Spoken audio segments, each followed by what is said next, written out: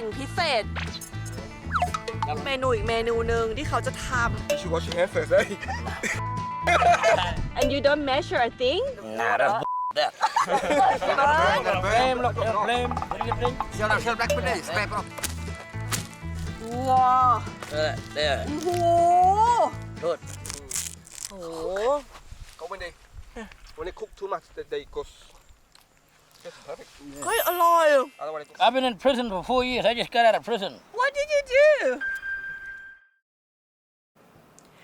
เย็นวันนี้เราจะไปก่อไฟเผาหางจิงโจ้กินกันกลางป่ากับชาวเผ่าออบอริจินัลที่ประเทศออสเตรเลียค่ะโดยตามประวัติศาสตร์แล้วเนี่ยหลายครั้งชาวออบอริจินัลจะถูกเรียกว่า the first people ซึ่งถือว่าเป็นคนกลุ่มแรกที่อาศัยอยู่บนดินแดนซึ่งปัจจุบันถูกเรียกว่าประเทศออสเตรเลียค่ะโดยพวกเขาอาศัยอยู่บนดินแดนแห่งนี้มานานกว่า 65,000 ปีแล้วคนกลุ่มแรกที่มีการบันทึกถึงชาวออบอริจินัลคือพ่อค้าชาวอินโดนีเซียที่เข้ามาทำการเกษตรในดินแดนที่ชื่อว่าอันเฮมแลนด์ซึ่งตั้งอยู่ทางตอนเหนือของทวีปออสเตรเลียติดกับประเทศอินโดนีเซียส่วนการติดต่อกับชาวตะวันตกเกิดขึ้นในปี 1606 โดยกัปตันวิลเลียมแจนเซนแห่งบริษัทอินเดียตะวันออกของประเทศเนเธอร์แลนด์ซึ่งเชื่อกันว่าเป็นชาวตะวันตกกลุ่มแรกที่ได้เอาเท้าสัมผัสลงบนแผ่นดินออสเตรเลียและนำไปสู่การรับรู้การมีอยู่ของดินแดนอันไกลโพ้นแห่งนี้ค่ะ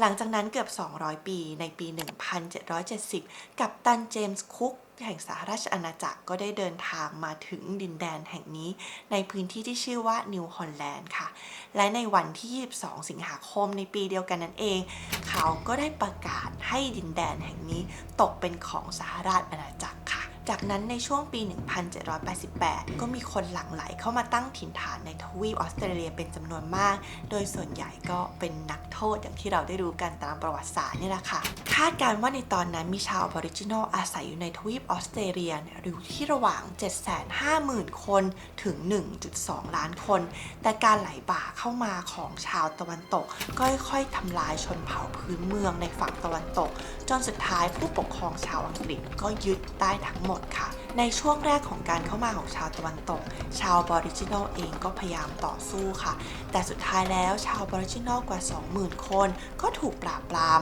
ถูกสังหารหมู่และบ้างก็ล้มตายจากโรคระบาดที่ถูกนำมาจากข้างนอกนะคะมีการบันทึกไว้ว่ามีการสังหารหมู่ชาวออบอริจินอลมากกว่า 270 ครั้งตลอดช่วงเวลา 140 ปีที่ตกอยู่ภายใต้อาณานิคมของประเทศอังกฤษค่ะนอกจากนั้นก็มีความพยายามที่จะถอนรากถอนโคนวัฒนธรรมของชาวออบอริจินัลอย่างสิ้นเชิงโดยมีการขโมยเด็กชาวออบอริจินัลจำนวนมากแยกจากครอบครัวและออกไปอยู่กับบ้านอุปถัมภ์มีการเปลี่ยนชื่อไม่ให้พูดภาษาแม่ของตัวเองบังคับให้นับถือศาสนาคริสต์แล้วก็มีหลายเหตุการณ์ที่เด็กเหล่านี้ถูกทารุณกรรมโดยเด็กกลุ่มนี้ถูกเรียกว่า stolen generation หรือเด็กที่ถูกขโมยค่ะและนอกจากลูกๆของพวกเขาจะถูกขโมยไปพวกเขาก็ไม่ได้รับสิทธิในฐานะประชาชนไม่สามารถเข้าถึงการศึกษาการรักษาพยาบาลหรือการเป็นเจ้าของทรัพย์สินหรือที่ดินใดๆได้เลยต่อมาในปี 2008 นายกรัฐมนตรีของออสเตรเลียนายเควิน รัดได้ออกแถลงคำขอโทษระดับชาติต่อการกระทำของประเทศออสเตรเลียต่อชาวออบอริจินอลโดยเฉพาะอย่างยิ่งต่อ Stolen Generation หรือกลุ่มเด็กที่ถูกขโมยมา We apologise, especially for the removal of Aboriginal and Torres Strait Islander children from their families, their communities, and their country. ตั้งแต่นั้นมาทางการออสเตรเลียก็ได้พยายามทำงานเพื่อลดช่องว่างและความแตกแยกทางสังคมระหว่างคนสองวัฒนธรรมค่ะแต่ปัญหาเหล่านี้แม้จะได้รับการเยียวยาแต่มันก็ยังไม่ได้หมดไปและนี่ก็คือประวัติศาสตร์โดยย่อของชาวออบอริจินัลนั่นเองค่ะโดยปัจจุบันชาวออบอริจินัลบางส่วนก็ยังรักษาวัฒนธรรมของตัวเองเอาไว้ซึ่งถึงแม้มันจะเป็นเรื่องยากเนื่องจากการเข้ามาของการทำเหมืองและอะไรต่างๆแล้วก็มีชาวออบอริจินัลอีกเป็นจำนวนมากที่ก็ปรับเปลี่ยนแปลงเข้ากับสังคมในปัจจุบัน แต่การเดินทางไปหาชาวออริจินอลของเราวันนี้เราไม่ได้จะมาย้อนรอยเรื่องราวอันน่าเจ็บปวดอะไรของพวกเขาแต่เราจะมารู้จักกับพวกเขาในฐานะเพื่อนคนหนึ่งที่จะมานั่งล้อมรอบกองไฟปิ้งหางจิงโจ้กินกันริมทะเลพูดคุยแลกเปลี่ยนทำความรู้จักกันในฐานะมนุษย์คนหนึ่งซึ่งอยากจะบอกเลยว่ามันเป็นสิ่งที่พิเศษมากๆเนื่องจากว่าการนัดเขาเนี่ยยากมากๆเลยนะคะ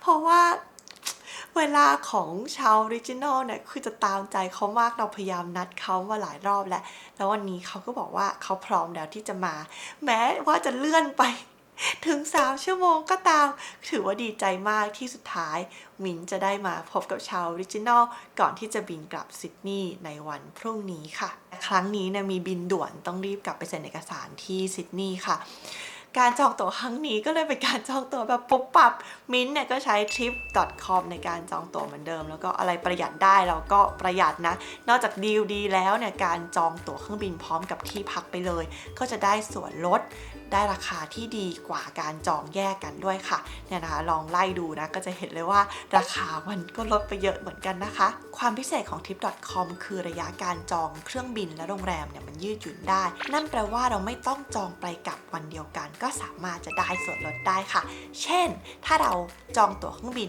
1-10 เราก็สามารถจองที่พัก 1-3 เราก็ได้ส่วนลดเหมือนกันบอกเลยว่าสำหรับนักเดินทางแอป trip.com เนี่ยครบจบในแอปเดียวจริงๆไม่ว่าจะดีลดีมีทุกอย่างให้ครบถ้วนและที่สำคัญคือ customer service ที่เป็นคนจริงๆที่คอยช่วยเหลือด้วยค่ะก็เอาเป็นว่าอย่ารอช้าเดี๋ยวเราไปเผาหางจิงโจ้กินริมทะเลกับชาวออริจินอลกันเลยค่ะ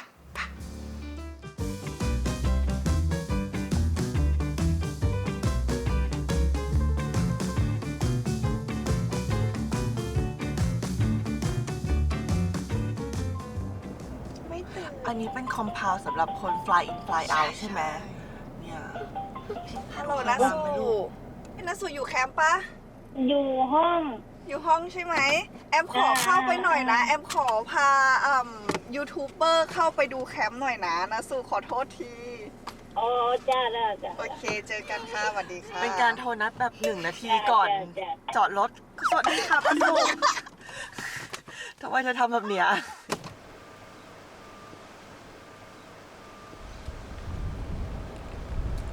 อ๋อเขาอยู่กับเป็นแบบตู้อย่างนี้เลยเหรอนี่คือระบบ fly in fly out ก็จะประมาณเนี้ยค่ะงานที่เขาอยู่ตรงนี้เขาก็ fly in fly out นะจากที่ไหนอะจากเพิร์นค่ะอ๋อไฟเข้ามาทำอะไรอะคะเขาอยู่เป็น kitchen hand อยู่ที่นี่ kitchen hand ก็ยัง fly in fly out เหรอเขาเก็บขวดให้ฉัน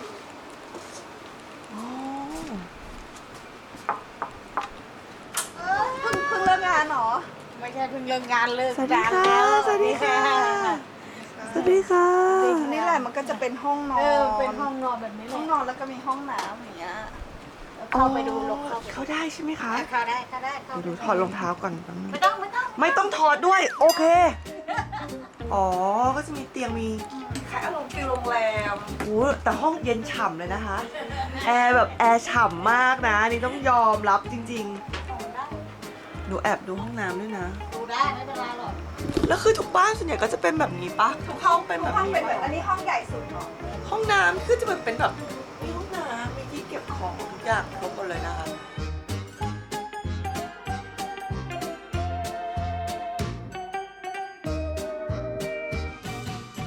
มีอะไรที่เราต้องเอามาเองบ้างไหมคะปกติถ้า fly in fly out อย่างนี้ตู้เย็นไมโครเวฟเขามีให้แต่ว่าไอ้พวกไอ้ของกระจุกกระจิกที่มันเพิ่มมาเนี่ยคือเราเอามานั่นเองเอามาเสิร์ฟเองใช่แล้วนี้ fly in fly out ทุกกี่วันนะคะ2 อาทิตย์ทำงาน1 อาทิตย์หยุดมันเป็นระบบปกติที่นี่เลยเหรอคะใช่หนูอยากรู้ว่า fly in fly out รายได้ทุก2เขาจ่ายเป็น2 อาทิตย์เนาะใช่ไหม2 อาทิตย์จ่ายครั้งหนึ่งใช่2 อาทิตย์นี่ถ้าหักภาษีเรียบร้อยแล้วก็เหลืออยู่ 2,000 กว่าแล้วถ้ายังไม่หักภาษีอะคะยังไม่หักภาษีมันก็ 3,000 กว่า 3,000 กว่าภาษีมันโดนกี่เปอร์เซ็นต์อะเนี่ยโอ้ชอบเขาว่าอย่างนี้เลยภาษีแบบแบดแท็กเนาะ หักแท็กก็2 อาทิตย์ก็600 กว่าเข้าไปแล้ว โอ้ เกือบ700นี่เหรียญนะไม่ใช่บาทนะจ๊ะ แล้วนี่ได้งานนี้ได้ยังไงคะเนี่ย ก็เพื่อน แนะนำ แนะนำมา คนไทยทำอยู่เยอะไหมในแคมป์ ก็ เนี่ย เมื่อก่อนมีอยู่3-4 คน ตอนนี้ก็แบบย้ายไปอยู่ที่อื่นมั่งแล้ว อ๋อ เราทำอะไรอยู่ในแคมป์คะ เป็นคิทเช่นแฮน คิทเช่นแฮนคือ ในครัว ทำอยู่ในครัว โอ้โห ที่แถวนี้เขาเงินเดือนกันดีเนาะ ที่เพิร์ทมันจะถูกกว่านี้นะ แต่ที่นี่มันแบบว่ามันเป็นเหมือนคล้ายๆบ้านนอกอ่ะ อ๋อ มันก็ มัน จะ ก็ ได้ เลย ค่าแบบ ใช่ มันก็เลยได้เพิ่ม แต่ตั้งใจกลับไทยบ้างไหมคะ หรือว่าไม่เราอีก กลับแต่ว่ายังไม่กลับตอนนี้ เพราะว่าแต่ไปเที่ยวนะไปคืออ อืม ปีหนึ่งจะไปครั้งหนึ่งไปเที่ยวนะ อืมแต่ว่ากะอยู่จนเกษียณก่อนเนาะ ไม่ แม้ ไม่น่าจะถึง เพราะว่ากะว่าทำงานอีกปีเดียวแก่ แล้วพอละ ม เก็บเงินครบแล้ว อายุ50 กว่าแล้ว50 เอาอะไรมาแก่ 56แล้วจ้า โอ้ยนี่ซื้อบ้านที่ไทยมีอะไรในบ้านที่ไทยหมดแล้วอะไรหมดแล้วใช่ไหมคะ ทำเสร็จเรียบร้อยแล้วบ้านก็เสร็จแล้ว ก็พอแล้ว มีเงินเก็บเตรียมกลับแล้ว อืม โชคดีค่ะ จ้า ขอบคุณมากเลยนะคะ สวัสดีค่ะ ระบบรีไซเคิลของเขาคืออันนี้1 ขวดจะได้ 10 เซนเนาะ ถ้าเก็บเยอะๆ ก็คือเป็นพันเลย เต็มๆน่ะมันได้หมดแล้วจริง เนี่ย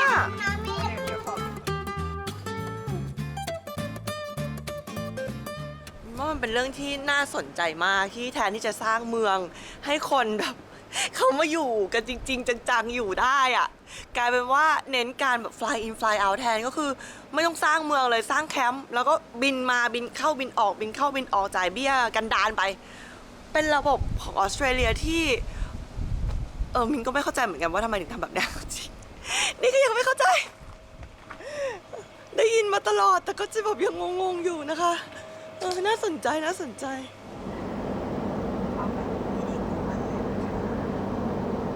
เราจะไปเผาหางจิงโจ้กันค่ะ คือจริงๆเนี่ยนัดกันประมาณเป็น3 โมงครึ่งนะ บ่าย3 ครึ่ง ตอนนี้5 ครึ่ง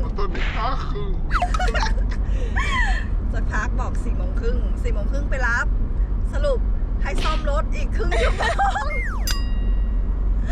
แต่นี้เป็นธรรมชาติจริงๆนะมันคือธรรมชาติจริง เรียว ไม่เคยมีแบบที่ไหนที่มินไปแล้วเป็นแบบเนี้ยคือ First Nation people แบบ Aboriginal เขาตามเขาเรียกว่าอะไรเราอยากถ่ายกับเขาเราก็ตามเวลาเขาเอางี้ดีกว่า คือแบบ อยากไปตอนไหนก็เอาแล้วแต่อารมณ์เขาเลย ใช่เราจะไม่สามารถนัดเวลาหรือนัดอะไรได้เลย ไม่ได้เลย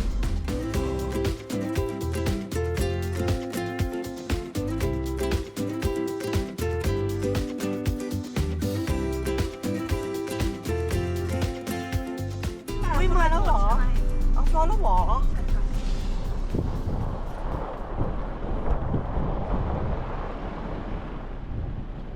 เรากำลังจะมาหาที่ขุดดินเผาหางจิงโจ้ค่ะเราเลยออฟโรดมาเลยเนี่ย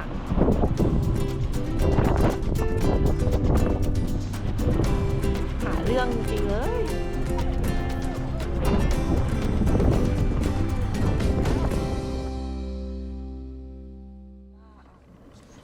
นี่ไงอึ๊บขับเลยควันอยู่นี่ไง อะไร Hello hi I'm Billy. Billy and Amy Mint nice to meet you let's give me They'll get more firewood. oh okay we help you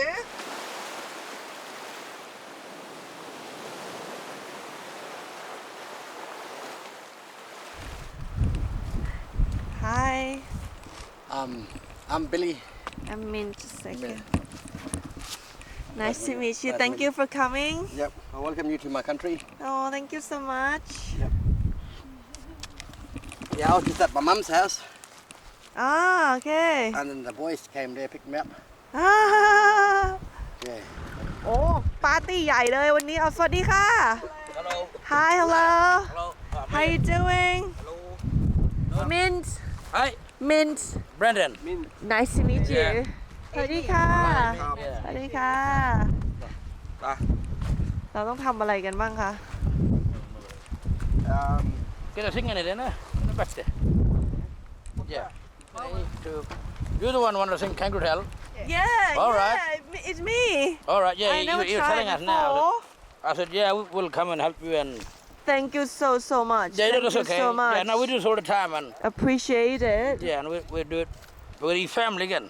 Ah. That's our brother on, Kim. Okay. Yeah, Yalbo there on, Yalbo. At the moment. Oh, that's a kangaroo tail. Yep, that's the kangaroo tail. Wow, can you show it to me? Oh my goodness. That's the tail. Wow. What better do is just burn all the hairs off it. That's it. And like, can you just do it at home? Yeah, you can do this in your backyard at home. Yeah, but it's not as fun as out here. Yeah, it's more fun out in the bush, you know.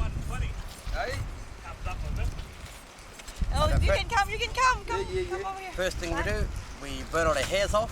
You burn all the hair off Yeah. first, Burn it. okay? Burn it. Oh, my mark. There you go, come on. Watch him, he'll sing like that. That's it. Yeah, you're right. Don't be frightened. นี่นะคะคือหางแคนการูค่ะว้าว Yeah, he did. That's it. Oh, yeah. See, look, put him there, let him burn. Oh, put there the bird. Flame, look, flame. Bring it in. Shell back with this. Scrape it off all that. Ah, okay. Okay, I Hold him understand. like that.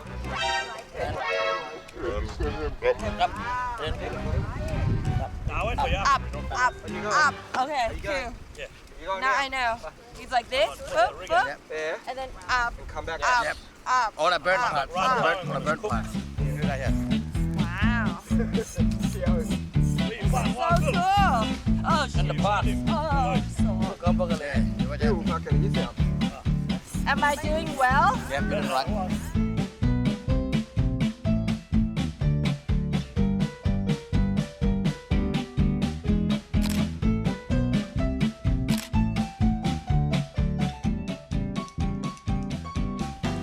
หางจิงโจ้นะคะ จะมีกลิ่นพิเศษที่มันบรรยายไม่ถูกเหมือนกันนะ คิดว่ากล้องมินน่าจะได้กลิ่นนี้ไปอีกสักพักหนึ่งเลย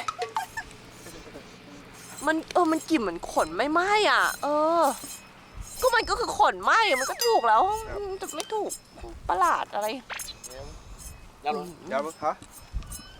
My turn.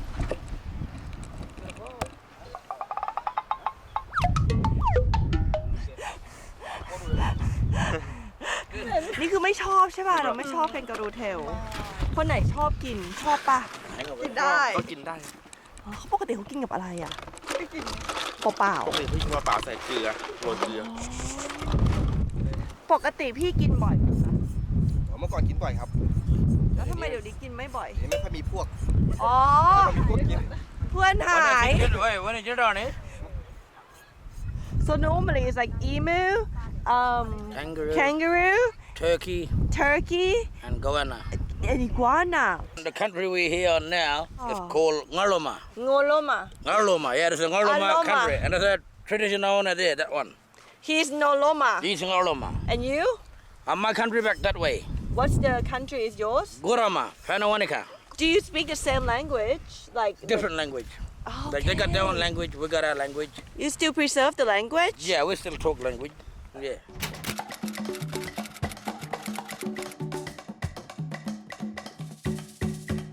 How do you say hi? Wandiwa.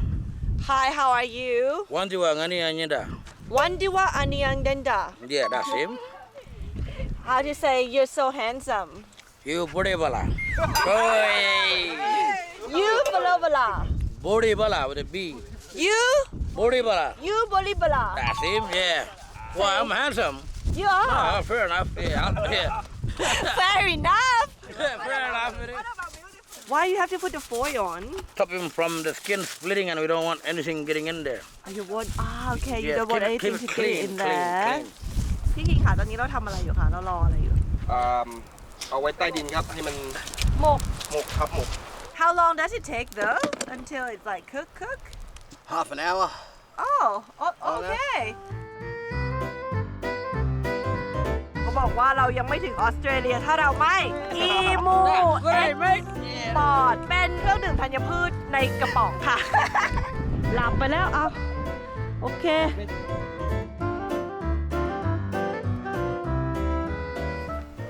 What is like what is a Same God. religion God.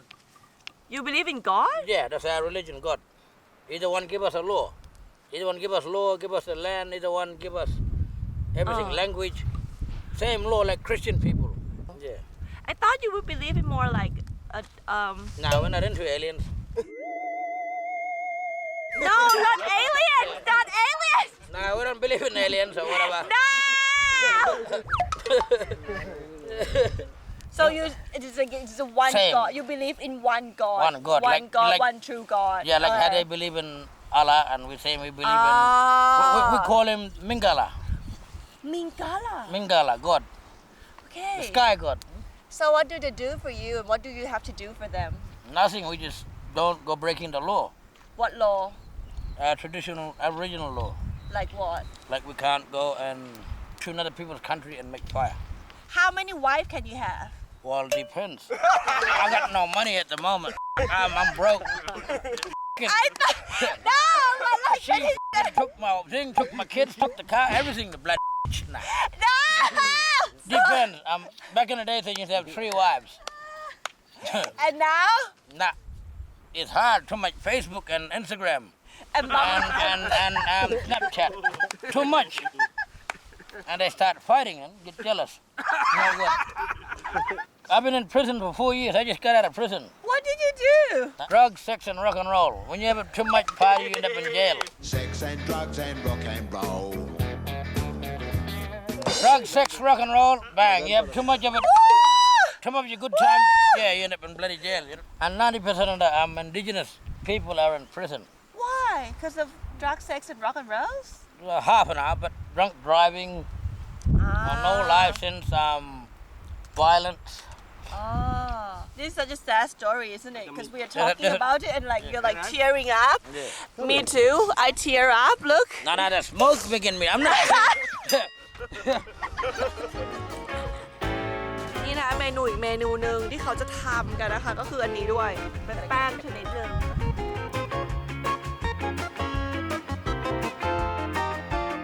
She wash your hair first, eh? เขาไม่วัดปริมาตรอะไรเลย And you don't measure a thing? Nah, that's that. Yeah, we don't believe that shit. Mare. Mare. Bread.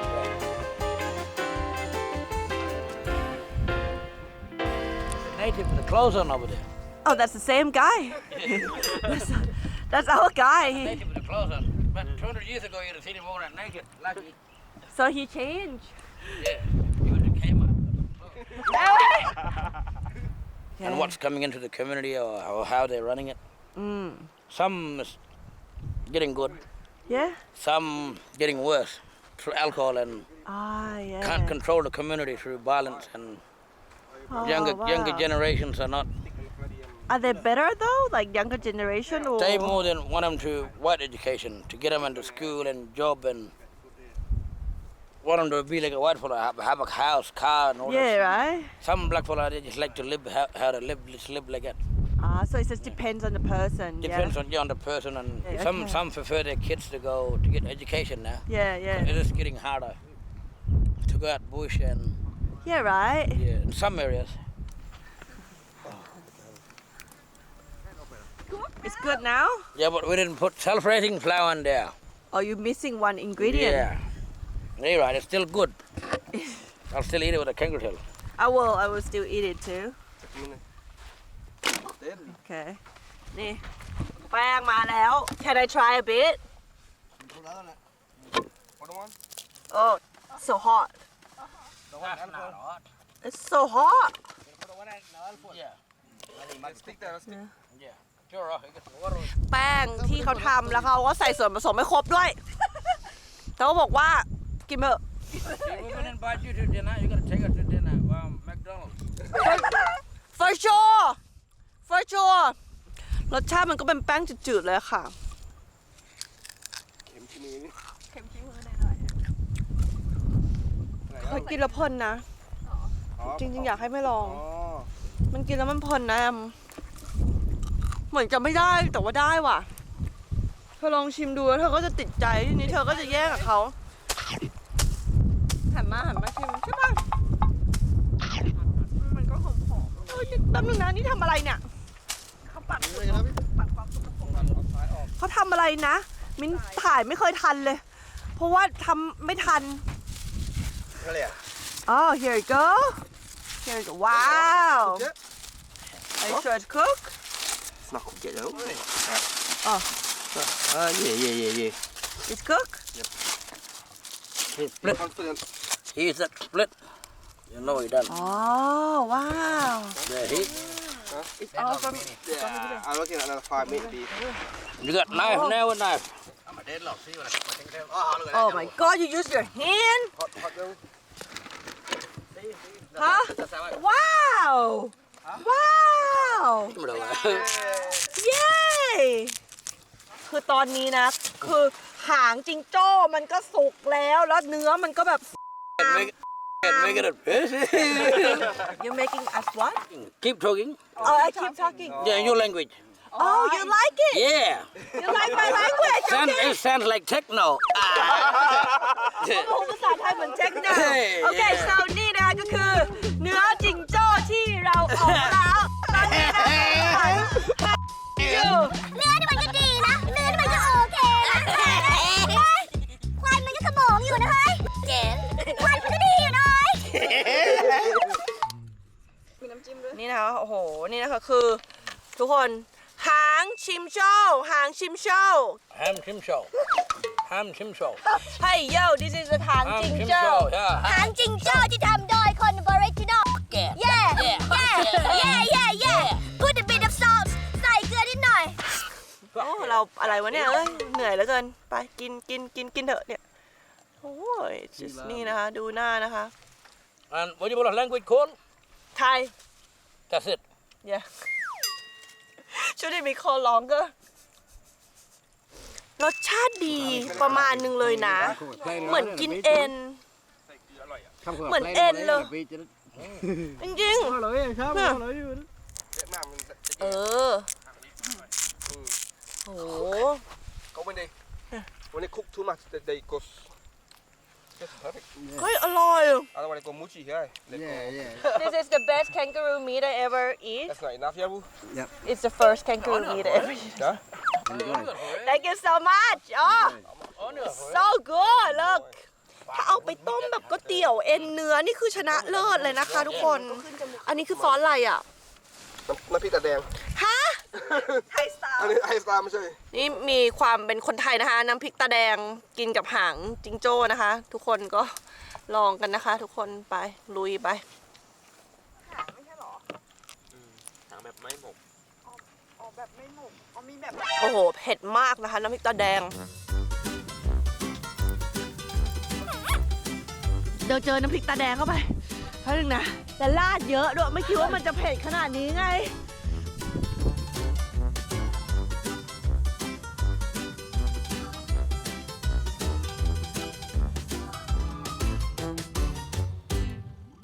When you're doing traditional cooking, we usually lay the better leaf stand and then clean them with a thing then.